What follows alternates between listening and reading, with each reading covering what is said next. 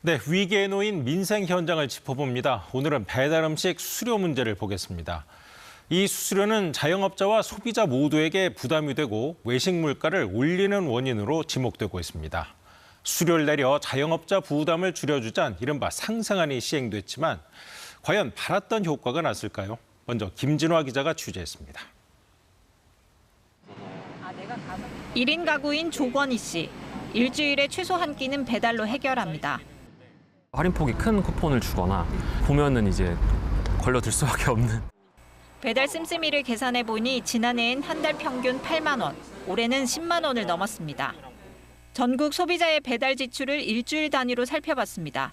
최근 1년 동안 꾸준히 늘었습니다. 제가 원래 알던 맛집인데 이제 시켜봐야지 했는데 제가 아는 가격이랑 다른 경우도 있었고. 손님 지출이 늘었다면 가게 매출도 늘었어야 자연스러운 일. 하지만 매출 통계는 지난해 11월을 기점으로 내리막입니다. 배달의 민족과 쿠팡이츠가 중개 수수료율을 최고 9.8%에서 7.8%로 내리기로 11월에 합의했는데 그때부터 매출은 역성장 중입니다. 안녕하세요.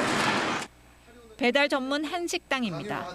지난달 배달의 민족으로 760만 원어치를 팔았는데 440만 원을 정산받았습니다.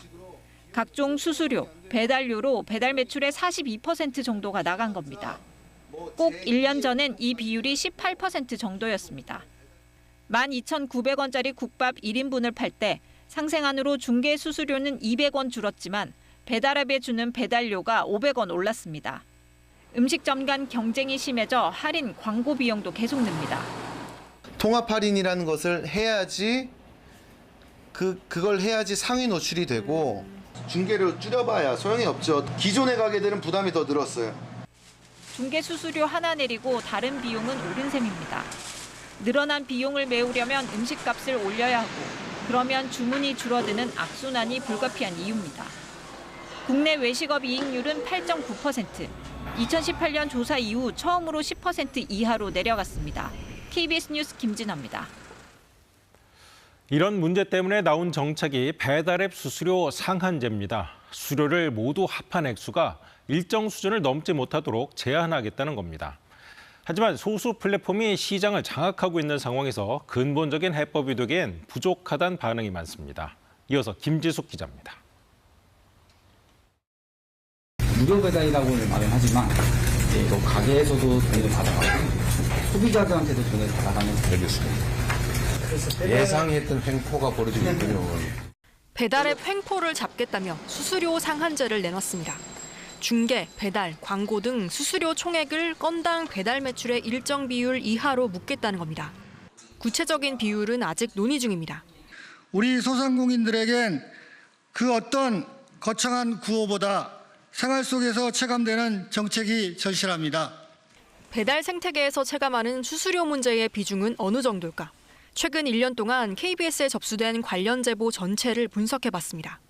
단순 불만 등을 제외하면 총 334건, 소비자, 음식점, 라이더 고루 제보했는데 수수료나 가격 문제가 20%, 배달앱 운영 방침에 대한 불만이 24%로 더 많았습니다. 이거는 그냥 버리시면 되는 거예요? 종이다 보니까 정 안 되면 폐기물로 그냥 처분을 해요. 이종옥 씨는 라이더 5배송까지 음식점이 책임져야 하는 배달앱 방침과 싸워오다 배달 주문을 아예 안 받기로 했습니다. 음식점 운영까지 통제하면서도 고객 불만은 떠넘기는 행태에 질렸다는 겁니다. 배차가 되지를 않으면 음식도 만들지 말라라고 조리대기를 시켜놔요. 음식을 만들지 말래요.